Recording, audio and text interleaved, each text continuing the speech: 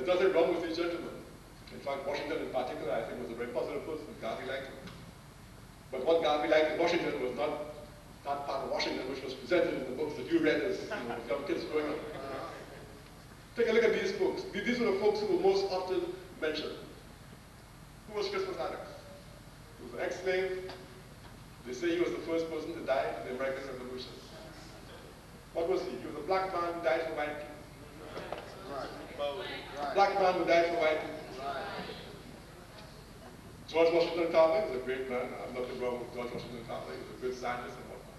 But again, he wasn't involved in that level of struggle, that some other people like Garvey say, well, George Washington Carver was a man who he invented all kinds of things with the peanut and sweet potato, what have you. Sometimes white folks came by and used his inventions. He was so easygoing, he didn't even worry to hassle them or anything. That's okay. They paid him his money. He didn't even pick up his paycheck. They say he put his paycheck in his drawer, left it there for months on end. Nice guy. But again, nothing wrong with that. But again, that's not the kind of person who's in the forefront of change. Did they ever tell you in your school textbooks about Nat Turner? Nat Turner is one of the greatest heroes in African American history. Nat Turner led the greatest slave uprisings in African American history. Again, I heard a preacher this morning talking about the way that the white man used to, again, even during slavery, tell us how to think by preaching to us on a Sunday and giving us the text for Sunday. Slaves, obey thy master. That was the text that the white preachers used to give the slaves. Slaves, obey thy masters. But what did Nat Turner do? He interpreted his own reality. He learned to read and write for himself. He went to the Bible for his own self. He was able to extract from the Bible those passages which served our purpose. So Nat Turner went to the Bible and he saw in the Bible that the oppressed is supposed to wage war against the oppressed.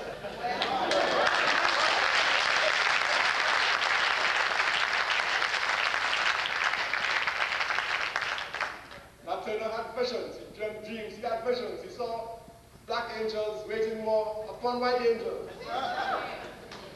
There was one time when Nat Turner actually escaped from the plantation. He escaped. Then he came back voluntarily. And when he came back, the other slaves said to him, what's going on? You're a red idiot. You escaped. What did you come back for? Nat Turner said, I had visions. And God is calling me to free my oppressed people. I had to come back and wage war against oppression. That was Nat Turner, one of the greatest heroes we have ever produced, Nat Turner. But you never heard of Nat Turner in your elementary school. You heard of Crispus Attucks. He died for white people. I teach Afro-American history, and every year I'm always in the news because most of my students coming into college, 18, 19 years old, I've never heard of Nat Turner. Never heard of Nat Turner. So again, what Garvey was saying, that race first meant that we had to interpret our own reality. We had to write our own history books. I mentioned Egypt a few minutes ago. Garvey was very interested in Egypt and Nubia. It was in 1922 or 23 when Garvey was at its height that the Egyptologists, so-called, discovered the tomb of King Tutankhamen. That same king whose remains toured this country a few years ago, King Tut. And as usual, there was a great, great controversy as to what color he was, whether he was, was he white, was he black. Of course, all the Europeans said he was white. I myself went to Egypt a few years ago with Dr. Ben Buchanan.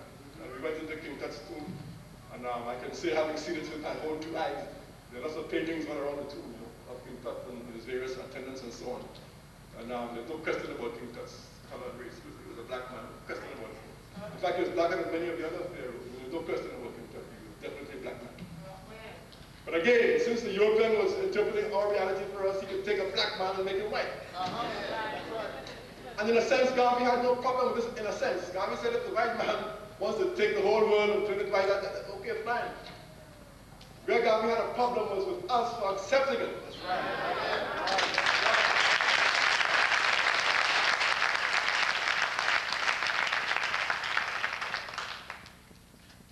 Listen to Garvey here talking about the white man's propaganda. Quote, the great white man has succeeded in subduing the world by forcing everybody to think his way, from his God to his fireside.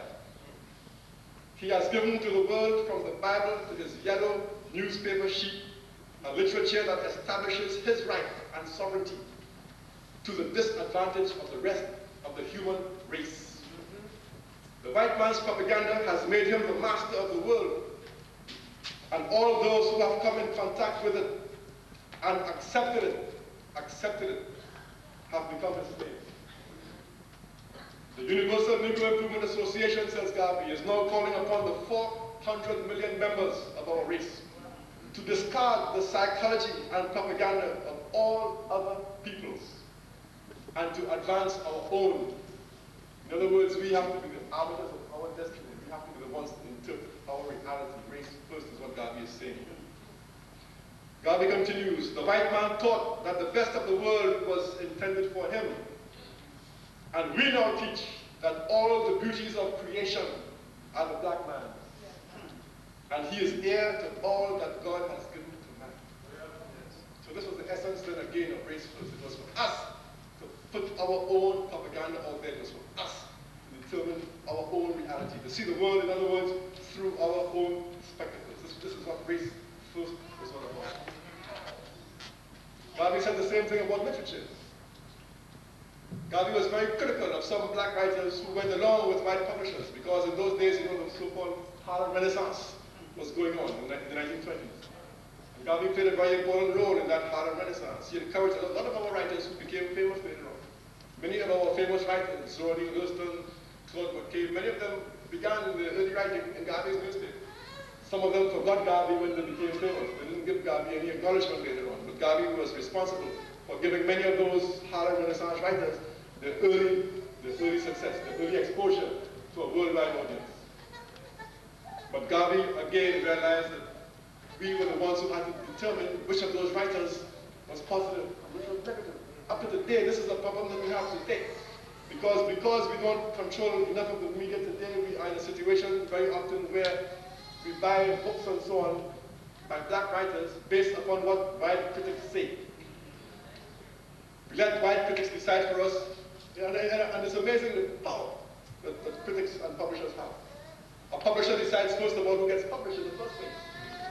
You may write the greatest black book in the world, but it may be too black for the white publishers and it may never get published. There's a filtering process at every stage. The publisher decides first of all who gets published. Then they decide which books on their list they are going to push and spend money on. The publishers publish some books and just leave them there. They publish some other books and they say, okay, we'll give $1 million advertising budget to this particular book. The publisher makes that decision, which book to push, which book to spend $1 million promoting. That's a publisher's decision. Once the book gets to the publishing house, the publisher then decides, the author, the editor, the in-house editor decides, which sentences need changing around, which paragraphs need deleting, what needs adding. By the time the book comes to the market, very often it is very different from what the author wrote. And black authors often find themselves in a situation where they're faced with a real problem. Do they stand up for what they believe is right and say, no, I'm not taking this out of the book, that's the way I feel, that's the way it is, this is staying in the book? Do they do that and run the risk of not being published? Or do they go along with the white editor and say, okay, take it out, just to get published? It's a very cruel dilemma that many of our writers find themselves in. And many of us, when we read a book, we don't have a clue of all the politics, all the struggle that has gone on behind that book, behind the scenes before it comes to the market. Once the book gets to the market, then the white critics now jump on it, and the New York Times may say, hey, this is a great book. They may give it a review on the front page on Sunday in the New York Times book review. And if they do that, then of course all the white folk go and buy it, and all the black folk tend to go and buy it too. They say, oh, this book was reviewed in the New York Times, it has to be great. But what Garvey was saying was that, no, we can't let other people make those decisions for us. As hard as it may be, we have to find some mechanism for putting our independent ideas out there in the marketplace and saying what we think is a good book for the race, what is not. And so Garvey put forward what I call the Garvey aesthetic. And he said that black authors should feel as though they owed something to the race, that the books they wrote should not be art for art's sake. Garvey said that we, as a struggling people, could not afford the luxury of art for its own sake. We had to use our art as a weapon for struggle, for our advancement, for our uplift. And so Garvey was very upset with any black author who went along with white publishers and wrote material that was denigrating to our race. And many of the white publishers in those days